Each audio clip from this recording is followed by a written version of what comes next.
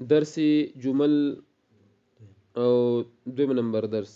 کتابونو لګ بند کړئ ښه کتابونو بند کړئ وګوره جمله کې درې تقسیمه تاسو ته ما ویل شي کېږي یو تقسیم اولی دی او بل تقسیم ثانوي دی تقسیم اولی خدا او چې جملې خبر جوړه تقسیمي کې دوه قسمه وته جمله خبريه او جمله انشائيه او په تقسیم ثانوي کې تقسیمي اقسام اربعه وته جمله اسميه او جمله فعليه جمله ظرفيه او جمله شرطيه صحیح ده دا خو ویلو خبره تیر شوې ده ټیک شو اوس دریم تقسیم دار په جمله کې چې دا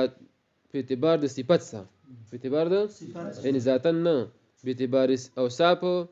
دا جمله تقسیمي کې نه اقسام ته څو اقسام ته نه متدري اقسام او په یاد باندې یاد کړئ یو جمله چې دا جمله مبینه ده جمله مبینه استفعال صيغه ده جمله مبینه مبینه څه معنی د بیان نه د اشکارا کردن واضح کول مطلب هغه جمله چې وضاحت ما قبل تعریف اصطلاحي ګوره دا دی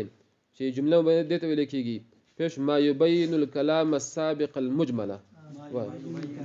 ما يبين الكلام السابق المجمله دا جمله مبینه هغه جمله ده يبين الكلام السابق المجمله چې بیانې او واضح کوي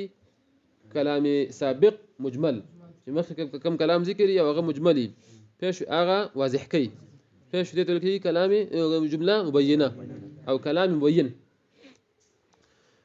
لکه تاسو وګورئ کافیه کې راشي چې الکلمه على ثلاثه اقسام کلمه درې قسمه دا متن کافیه کې خیر نشته خو الکلمه على ثلاثه اقسام لکه هتونه حکم راځي کلمه درې قسمه ده کلمه درې قسمه ده ګوره خو پته وسنه ګوره درې قسمه ستر شو کوم قسم پته لګي نه لګي پته ټیک شو چې دا کوم قسمونه دي دا جمله چې دا اوس اجمال شو جمله مجمله شو قسم ده جمله مجمله شو جمله مجمله شو نورسته به دغه تفصیل لږ ګوره چې هو اسم وفعل وحرف دا هو اسم وفعل وحرف نه دا جمله مبینه شو جمله نو مخکې کوم کلام پیښ چې جمله په درې قسمه را هغه مجمل او هغه واضح ک هغه تفسیری وکړه هغه بیان وکړه واضح کړه دا جمله مبینه شو تعریف دغه شو ګورم چې ما يبين الكلام السابق المجمل مثال ګوریات کوي چې الکلمه على ثلاثه اقسام اسم وفعل وحرف دا مثال شو دویمه چې دا هغه جمله معلله ده جمله معلله نه جمله معلله دا فاعل صيغه ده جمله معلله یعنی هغه جمله چې تعلیل او علت او دلیل بیانې لپاره د ما قبل جمله سیدا دې ته ویل کېږي نو وایم نو جمله معلله هغه ته ویل کېږي هي عله الجمله المعلله هي عله لما قبلها هي عله لما قبلها لما قبلها پښوی چې دا علت لپاره د ما قبل جمله دې څه ویل کېږي جمله معلله فکر نشته ګوره کاله ګوره حدیث شریف کې راځي کنه مبارک فرمایي صلی الله علیه وسلم چې حدیث شریف کې راځي لا تصوموا في هذه الايام لا تصوموا تاسو روزه منی سي روزه مدارید تاسو روزه منی سي په هذه الايام درین روزه په دې ورځو کې کوم ورځو کې چې وړاخته ورځو او لکه متبي ولسمه دولسمه او د لسمه دا کوم ایام تشریق شدي او دا اخترون ورځي دې کې روزه منی سي دې کې روزه منی سي وګور دا منی سي حکم دا نفي ده که اثبات دی نفي ده کنه خاوس ګور مبارک دلیل دی فانها ايام اكل وشرب وبعال فانها زکه دا چې دی ورځې د اکل او شرب د خوراک او وبعال او د جما دي خپل بیبي سره د جما کوه خوراک او اسکا کوه دې کې یو بل دغه د خمانو ته جوړ استاد دا پنځ پر پنځپرین چې کله سمون دغه کیدو کنه د هلسقات باندې باسي بل څه باندې یاره موږ نه پی کوو پېښوي او نه پی چې دلیل نه غواړي دا عدم دی عدم دلیل نه غواړي عدم دلیل نه مستا په خزه باندې سپی ورته فکر شته کنه ورځه کله ګورم لا تصوموا تاسو رجمن استې په څه کې دا نه پیدا کدا دغه اثبات دی نو ګوره دا خرقسان ذکرې چې اثبات دی شي کې دا اثبات ته شم یو حکم دی او نفي د شم حکم دی او چې حکم کوم شی دلیل غواړي دعاء مدعاه وګوره مبارک فرمایي چې تاسو روژه ونیسئ نو ګوره دلیل په ذکر کوي که نه ذکر کوي فإنها أيام أكل وشرب وبيع که نه خبره پوه نه شوې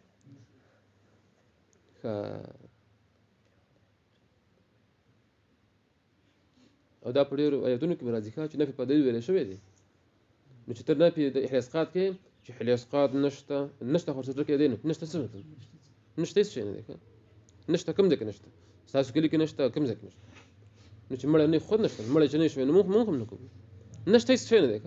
حکم شرعي به لګي داسې و چې یا احلاسقات بدعت دی حرام دی مکروه دی پلانې دی حکم به لګي فکر دی که نه نو چې ته وایې چې دغه بدعت دی څه شی بدعت دی حرام دی نو دلیل به لګي که نه به لګي بیا دا نفي دی نفي اصل لی پیش دا دلیل نه غواړي ته مانه خلاص بشي سیستانه خبره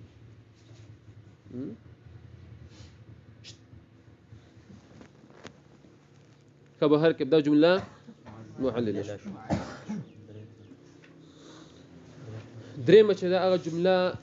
معترضه ده جمله معترضه جمله دې ته افغانیان جمله غرطیه وایي جمله غرطیه فکر دی که نه نو وایه جمله معترضه ته ویل کېږي ما وقعت بين الكلامين ما وقعت بين الكلامين پیشوي لا لمناسبة بينهما لا لمناسبة بينهما چې دو کلامینو کې واقع شي خو منځ کې څه مناسبت د دې نه ښه پیشوي اصل مطلب منځ کې جمله راشي او ګوره د فقه کې عبارت راځي که نه چې قال ابو حنيفة رضي الله قال ابو حنيفة رحمه الله تعالى النية ليست بشرط ګوره قال ابو حنيفة قال ګوره فعل له او قال قول لك انا مقوله غواړي ابو حنيفة فاعل شرط الله نو ګوره مقوله هغه ده چې النية ليست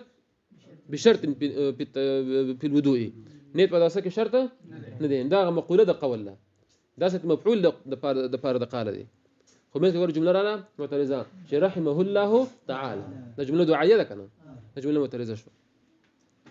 او دا جمله معترضه چې دا علامه ده کنه دا اکثر ما بین د فعل او فاعل کې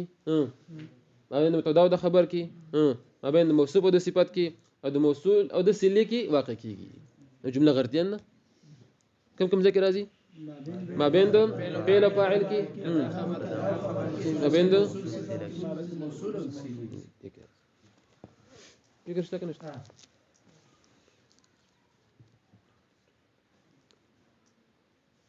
نو وصفة الجملة أو صفة الجملة شدة 9 دافو نها قسم لها المبينة ما يبين الكلام السابق دا أغرى شيء بياني كلامي سابق مجمل مثل قرى الكلمة على 3 أقسام اسم وفعل وحرف المعللة